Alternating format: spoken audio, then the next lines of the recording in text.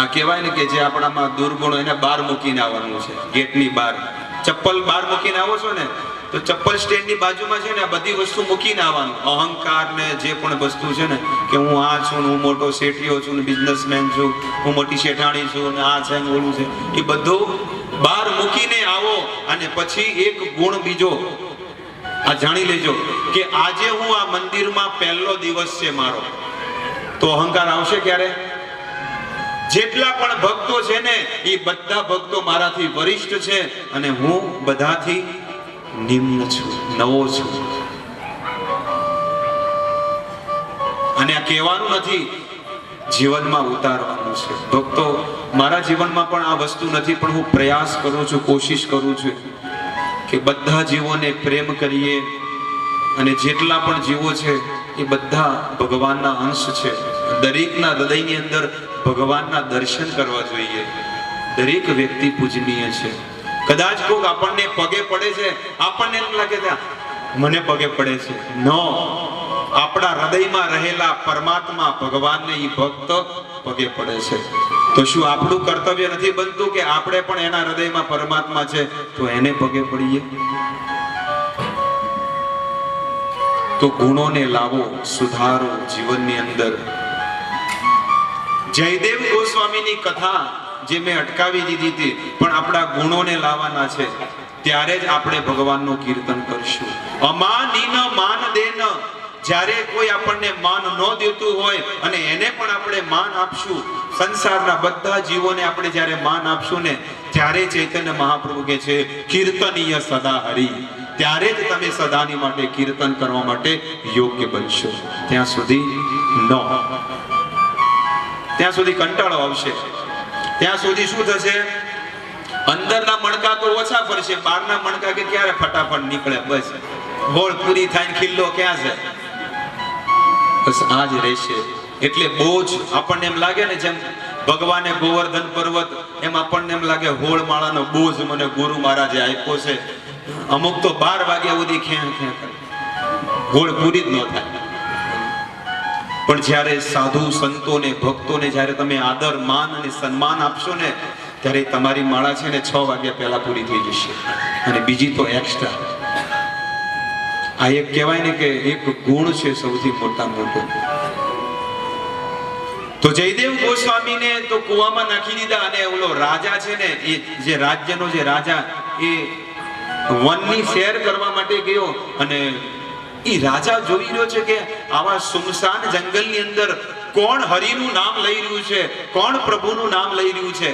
અને રાજા તો એ નામ સાંભળીને એનું હૃદય ગદગદ થઈ ગયું. મંત્રીને કહે છે ક્યાંથી અવાજ આવે છે? મંત્રી કે આ કુવામાંથી આવે છે. રાજા ખુદ એ કુવામાં પડી અને કુવાને એટલે દોયડું ખેંચીને એને બહાર કાઢ્યા. બહાર કાઢીને તમે જુઓ કે એ જે ચોર હતા ને, એના 2 હાથે કાપી નાખ્યા હતા. એ ચોરોએ 2 હાથ કાપીને અંદર નાખી દીધા હતા. પણ એક શબ્દ છે ને બોલ્યા નહોતા જયદેવ ગોસ્વામી, એક શબ્દ નહીં. રાજાએ કીધું કે તમારી વાણીથી આજે મારું જીવન પરિવર્તન થઈ ગયું, મને એવું લાગે છે. એટલે તમે મારા રાજ્યમાં ચાલો. અને તમારા જેવા શુદ્ધ સાધુ સંતના આજે દર્શન થઈ ગયા, મારું જીવન અને મારું રાજપાટ એ ધન્ય ધન્ય થઈ ગયું. એમના આસન ઉપર એમને બેસાડ્યા અને કીધું કે આજથી તમે જેમ કહેશો ને એમ જ હું જીવન જીવીશ. ત્યારે ઓલા જયદેવ ગોસ્વામી કહે છે કે હે રાજા, તમારી પાસે જો ધન હોય ને તો તમે ભંડારો કરો, બ્રાહ્મણોને છે ને, બ્રાહ્મણોને અન્નદાન આપો, વસ્ત્ર દાન આપો, તો બહુ મોટું પુણ્ય છે. એમને દક્ષિણા આપો. તો રાજાએ આખા રાજ્યમાં એલાન કરી દીધો કે આવતીકાલે પૂનમ છે કે 11 છે, તો અહીંયા મહેલમાં ભંડારો છે, તો બધા લોકો આવે અને જે માંગશે એને આપવામાં આવશે બ્રાહ્મણોને. પેલા 4 ચોરોને ખબર પડી. પેલા જે 4 ચોર હતા ને, જે જયદેવ ગોસ્વામી કુવામાં નાખ્યા હતા, એમને ખબર પડી કે રાજા છે ને મું માંગી રકમ આપશે. હવે આ તો ચોર હતા, ઈ કે ધોળા પહેરી નાખો, ધોતી કુર્તા અને ગળામાં કંઠી તિલક. એક દિવસમાં શું વાંધો છે ભક્ત બનવામાં? અને બ્રાહ્મણ બની ગયા, અને બ્રાહ્મણ બનીને હરે કૃષ્ણ કૃષ્ણ કૃષ્ણ હરે હરે, હરે રામ રામ રામ હરે હરે. ઈ તો લાઈનમાં ઉભા રહ્યા, અને જેમ લાઈનમાં ઉભા તો પેલા જયદેવ ગોસ્વામી ઊંચા આસન પર બેઠા હતા. જેણે મારે હાથ કાપી નાખ્યા હતા ને કુવામાં, ઈ સામે બેઠા હતા, અને સામે ઓલા આવી રહ્યા છે એક પછી એક. હવે આ લોકોએ એન્ટ્રી તો કરી દીધી મહેલમાં. હવે પાછા જાય ને તો પેલું નથી કરતા કે ના ઘરના સુડી વચ્ચે સોપારી, ઈ કે જે થવું એ થાય. ત્યારે જયદેવ ગોસ્વામીની પાસે જ્યારે ગયા તો જયદેવ ગોસ્વામી 4 ચોરોને જોઈ લીધા. આપણે કોઈ હોય તો એ પકડો પકડો જલ્દી આને લઈ જેલમાં નાખો, આને મારા 2 હાથ કાપી નાખ્યા. પોલીસ વાળાને ફોન કરે, પણ જયદેવ ગોસ્વામી એક શબ્દનો ઉત્તર ન આપ્યો, અને કહે છે કે હે રાજા, આ વિશેષ બ્રાહ્મણ છે, આ ભૂદેવ પણ છે, વિશેષ છે, અને આમને વિશેષ ધન આપવાનું છે, અને આમની વિશેષ સારવાર કરો.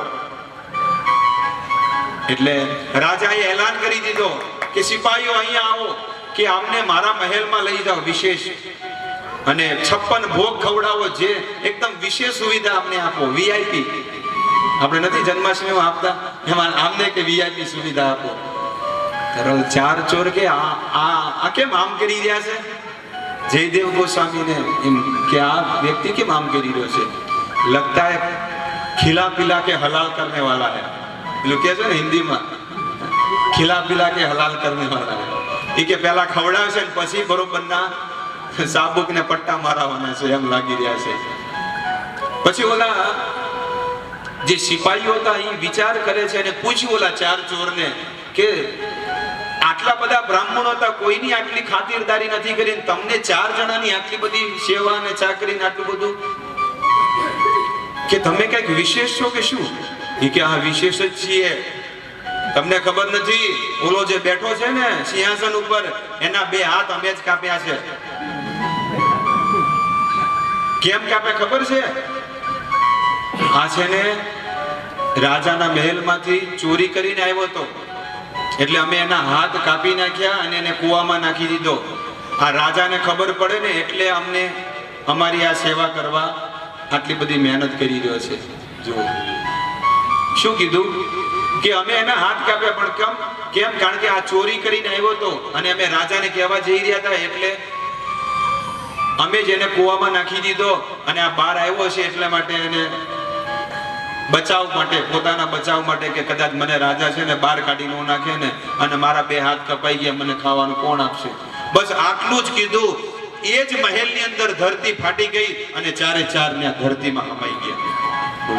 4 ચોર, કારણ કે ધરતી માતાથી સહન ન થયું.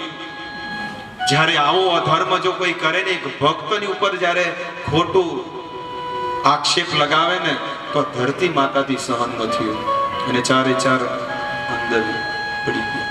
ત્યારે રાજાએ કીધું કે આવું ઘટના કેમ બની? ત્યારે જયદેવ ગોસ્વામી કીધું કે આ 4 જણા હતા ને, એમને જ મારા હાથ કાપ્યા. તું પહેલા કેવું તું ને તો બરોબર ના, પણ નહીં, એના કર્મ અનુસાર ભગવાન એને તો જીવનમાં, હવે 2 મિનિટ જ વધી છે, પણ જીવનમાં સાર વસ્તુ જાણી લો કે આપણી પાસે જીવન એક થોડુંક વધ્યું છે, અને આવા થોડા જીવનમાં સંસારમાં ભલે ગમે તે થાય, પણ મારે આ જીવનમાં મારે હરિની પ્રભુની પ્રાપ્તિ કરવાની છે. તો મારે હવેથી સતર્ક રહેવાનું છે, અને શુદ્ધ પ્રેમા ભક્તિ કરવાની છે. તો જયદેવ ગોસ્વામીનું આ ચરિત્ર મેં તમને કીધું, અને આ ચરિત્ર અંતર્ગત સાધુની મહિમા કીધી કે ભક્ત કોને કહેવાય? જેનો કોઈ શત્રુ ન હોય, જે બધાને પ્રેમ કરે અને જે બધું સહન કરે. ત્રિનાદપી સુની જૈન, એને કહેવાય સાધુ, ભક્ત, સંત, વૈષ્ણવ, તમે જે ઉપમા આપતા હોય. તો અહીંયા જ હું મારી વાણીને વિરામ આપું છું. કોઈ પણ ભક્તના હૃદયમાં આ સત્સંગ દ્વારા જો ઠેસ પહોંચી હોય તો ક્ષમા કરજો, પણ જે શાસ્ત્રમાં જે લખ્યું છે આવી રીતે જીવન જીવો તો નિશ્ચિત તમને હરિની પ્રાપ્તિ થશે. હરે કૃષ્ણ. ग्रंथराज श्रीमद् भागवत महापुराण की, श्रील प्रभुपाद महाराज की जय.